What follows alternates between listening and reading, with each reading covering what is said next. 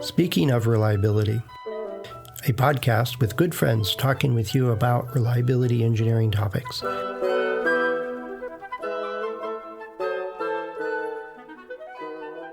Welcome to Speaking of Reliability. This is Fred Schenkelberg. And this is Chris Jackson. And Fred's, he does a good conversation about the MTBF, and I suspect we got one of those coming today. Well, yeah. It's we were chatting just for a second or two about some people just don't get it. And Right. One of the questions I got, it's been an ongoing back and forth, and we talked is about distributions and this, that, and the other thing.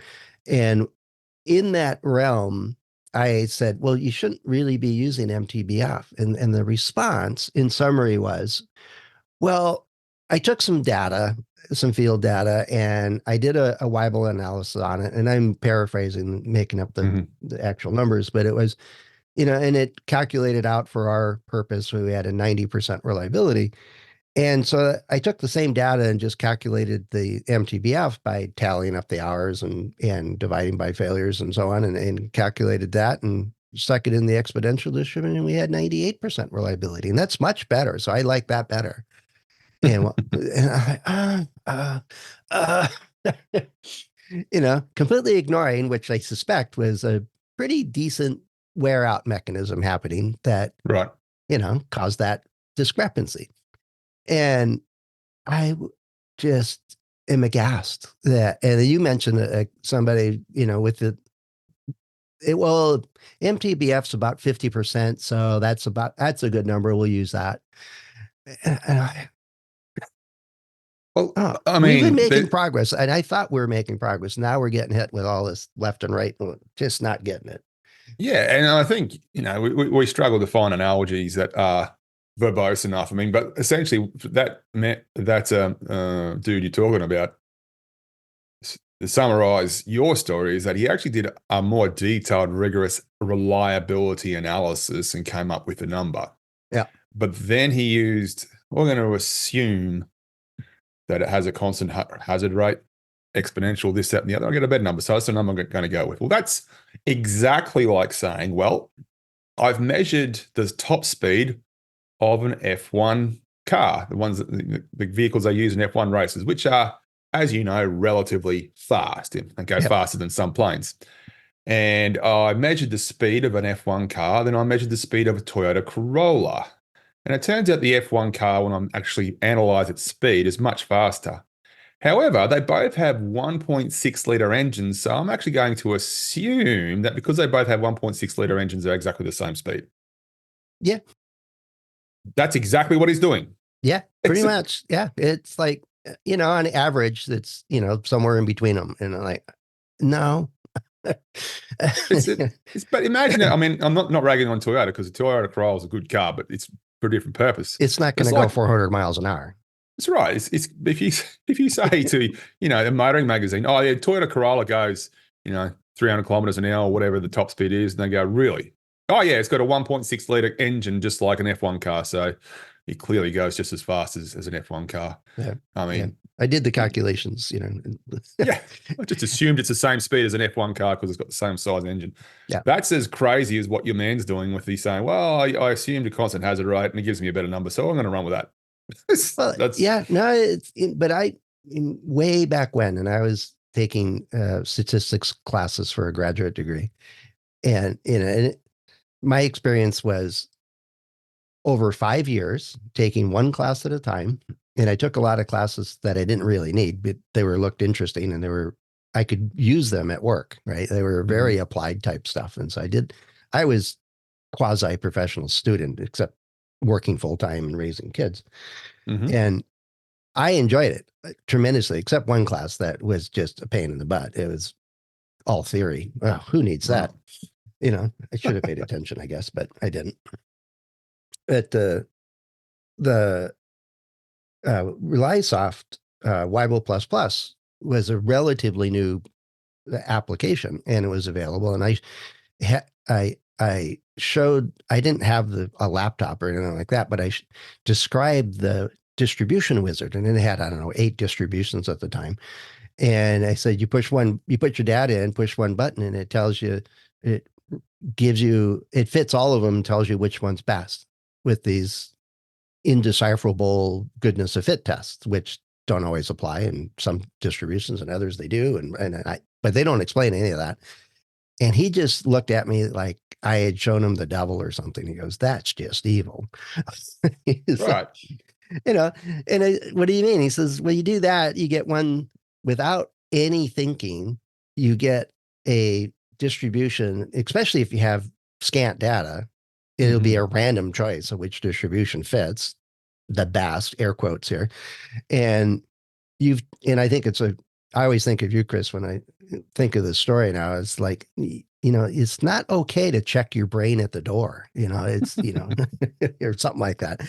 And I was like, and that stuck with me forever. It's just, just because this computer with 3 failures said that the super uber gamma whatchamacallit distribution on steroids is the best fit is not good data analysis. It's not good regression analysis. It's not actually helpful. And it's like, okay. But I see it over and over and over again. It says, well, I got a better number just sticking it into an exponential. And I don't think he actually thought through the assumptions he was making. He goes, well, I like MTBF. I get better numbers with that. I mean, it's just, you want the right number or the better number? Like, it's like, the real world isn't based on the better numbers. It's based on the right numbers. So, if you go to, if you're going to compete in the combine for the NFL, that's why they actually measure how fast you can run the 40 yards in. Yeah. I mean, you can lie and say, yeah, I ran it in 3.3 seconds, which is, faster than most greyhounds would be able to do it, I believe. But but that's a better number. It's not the right number. Not going to help you at all. That's right. Although I can't imagine a 300-pound linebacker, having any trouble making them understand that it doesn't matter how fast I go. It's the combined with mass that when that hits you, that makes a difference. Yeah, and I think I mean, there's some incredible athletes there, and even an offensive lineman who can run. So I think the fastest recorded dash for the NFL combine is like 4.22 seconds or something silly like that. And then you've got offensive linemen who they, to be fair, they're lauded as extraordinary athletes if they're 340 pounds but can run it under 5 seconds, because that is impressive. Yeah, it's a lot of mass to get moving. Oh yeah, you can just imagine what sort of. Yeah. Anyway, but I mean, there's always that's taken into consideration when you see who does well. It's not just the speed. I mean, if that dude was a wide receiver, that sort of time would not be impressive. But for what he is doing, it is. But again, if you want the right number or the better number, it's a And part of it is. And I've railed against MTBF on occasion, just a tad. And the number of assumptions that go into it, and that you have to just kind of turn a blind eye to it. And at one point, I ran into a tier 1 contractor to a military outfit that they're trying to make some weapon system, and they absolutely refused to not use MTTF or MTBF.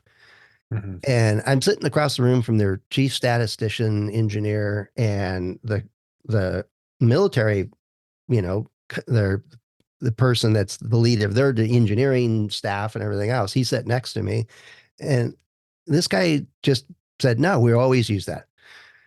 And I said, "Do you realize how bad that is a reflection of reality and what you're doing and everything else?" He says, "No, it's not. I've been measuring this for years and years and years." And he says, "Really? How?" "Well, we tally the time and divide by failures." "Okay. Have you ever checked if that was any reflection on reality?" "Well, of course it is. That we always assume it's a constant hazard rate. We're always in the flat part of the curve. Always."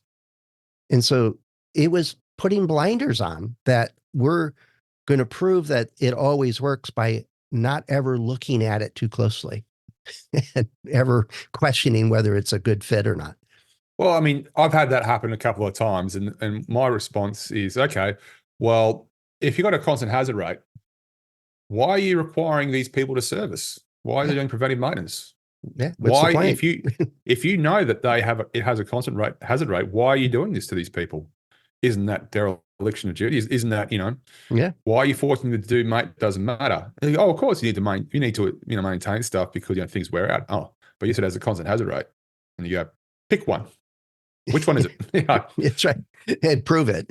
And that goes beyond some people. And I run into people that, had never had a class on regression analysis. They fit a line to some data in high school, that Mm-hmm. was it MX plus B or something like that. I think Yep. if That's I a straight remember the line. equation correct.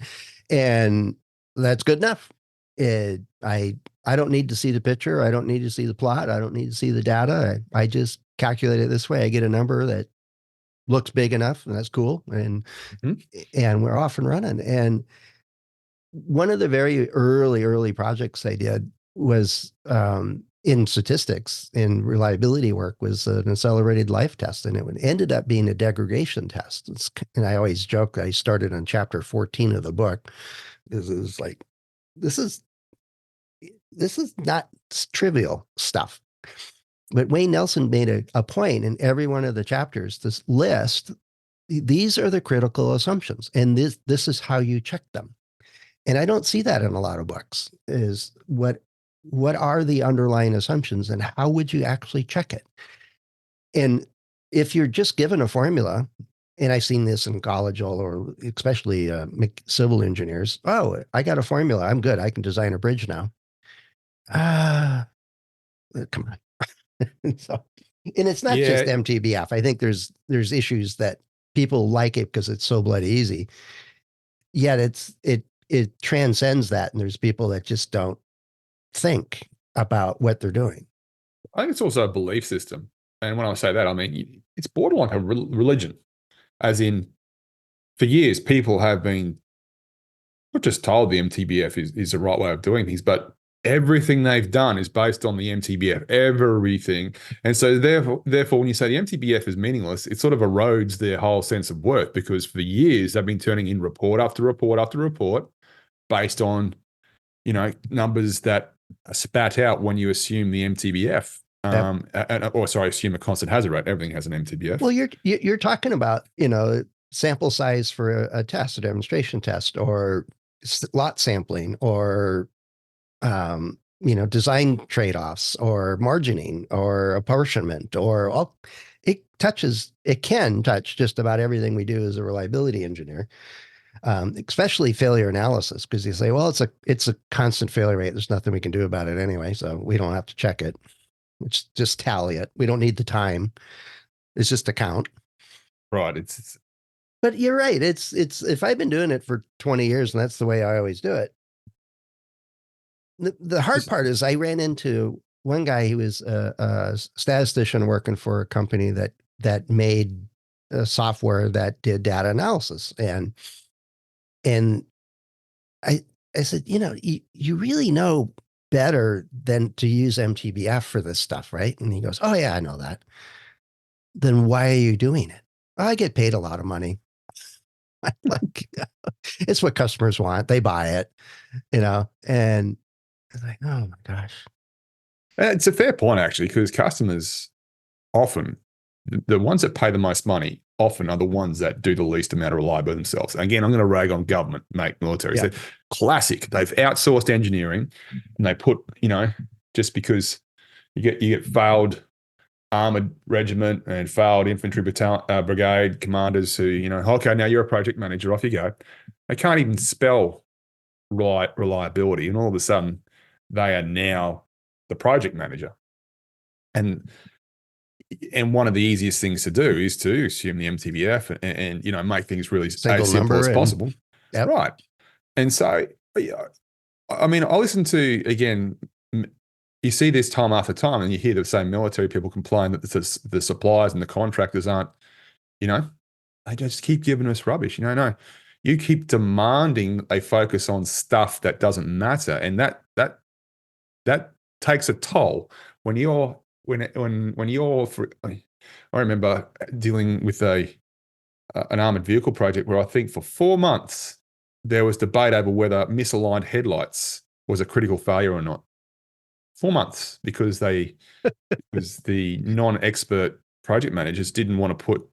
They wanted to have, failure definition and scoring criteria, which pretty much said, we'll tell you what it is when we see it. They didn't want to put, if it slows down 5 kilometers, that's a non-critical failure. If it slows down 10 kilometers per hour, that's a critical failure, which Yep. is, if they did that, there would be fantastic design guides. I just didn't want to do it because they don't know how, and they're just too risk averse to go, I don't want to put my name next to saying this is what a critical failure is versus not.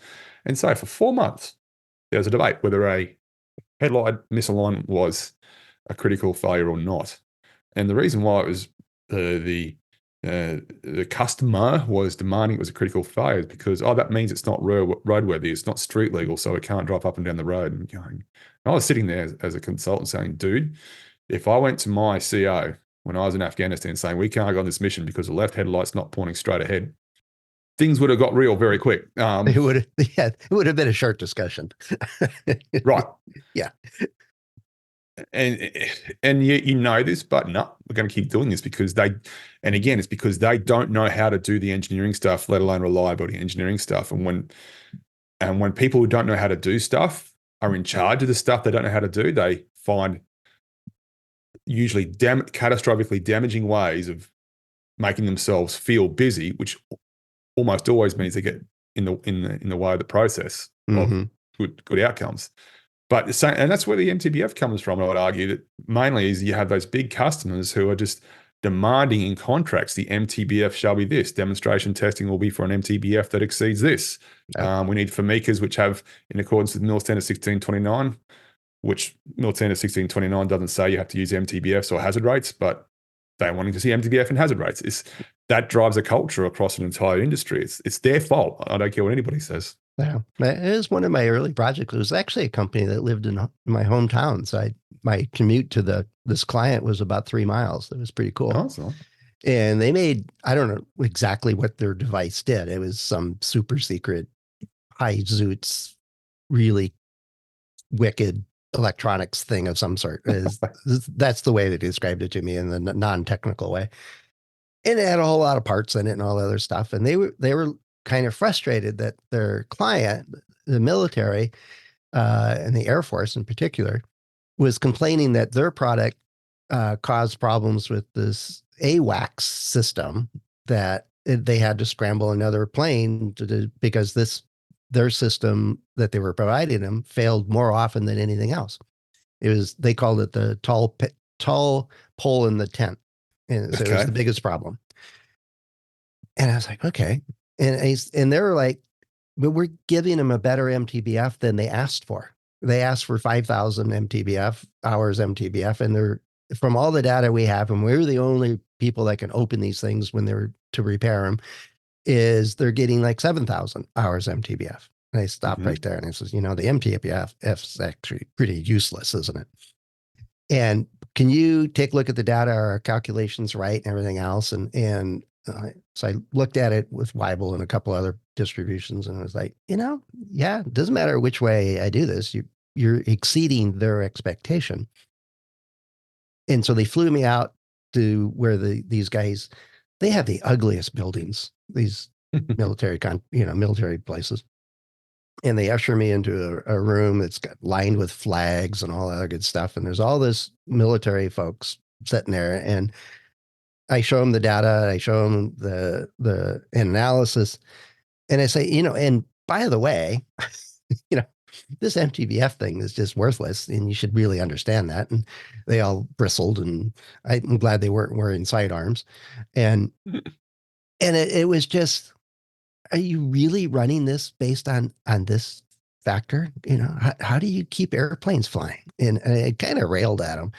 And I said, by the way, I looked at some of the Navy stuff for the submarines, so they use a similar device, but they do a 5 out of 7 for this 6-month deployment, and they don't abort their mission because it fails, because they have sufficient capacity to do it. And it says, you guys are using 3 that all have to work. And I just casually asked, knowing that weight in an aircraft is always an issue, I says, do you have space for one more, do a 3 out of 4 configuration?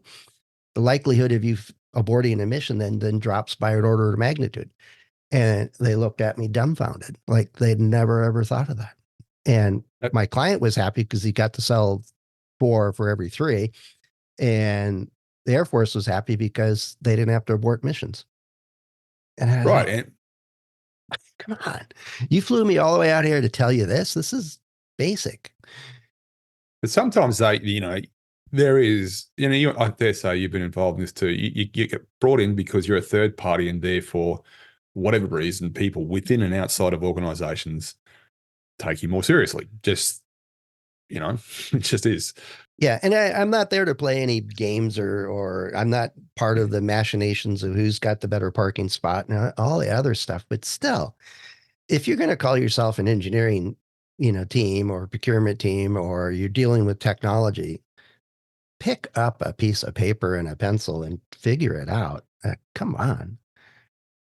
There must have been 15 people in there that all had way better credentials than I did on their resume, yet had never heard of a K out of N type configuration.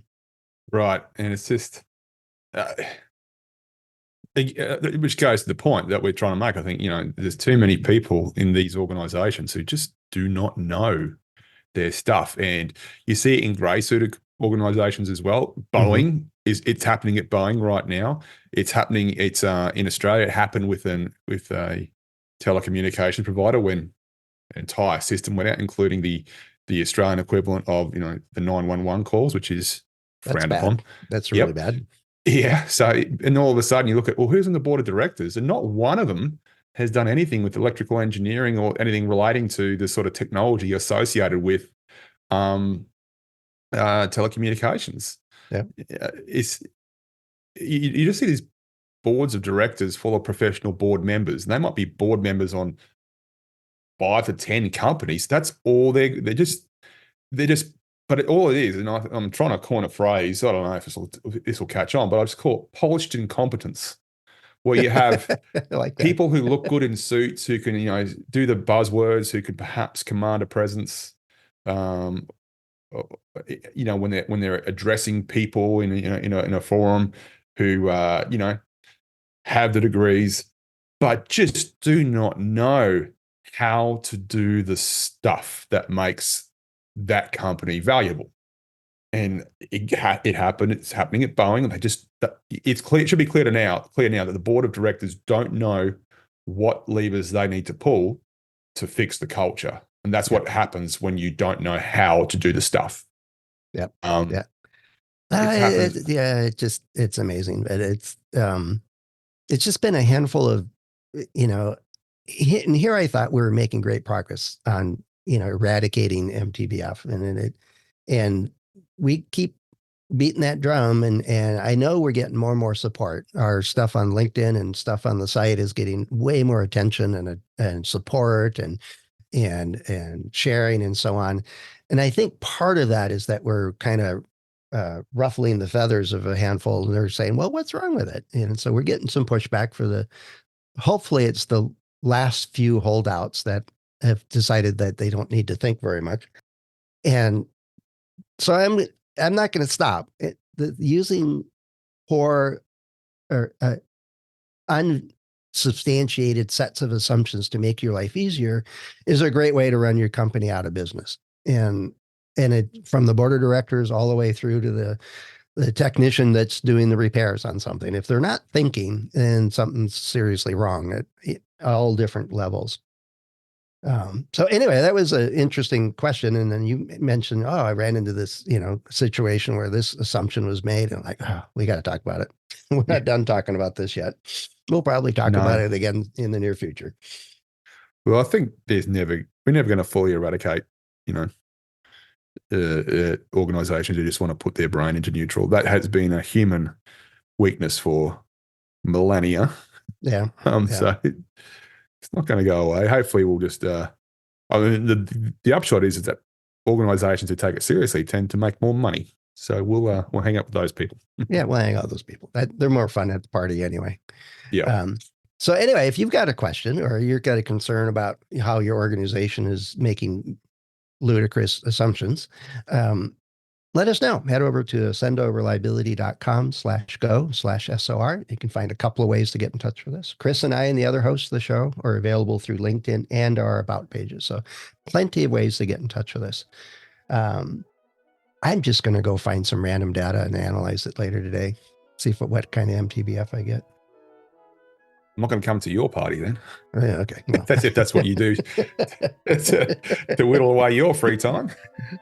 Mostly I'm going to go chop firewood. That's okay. There we go. More Now plant tomatoes and do firewood, something like that. Now I'm on board.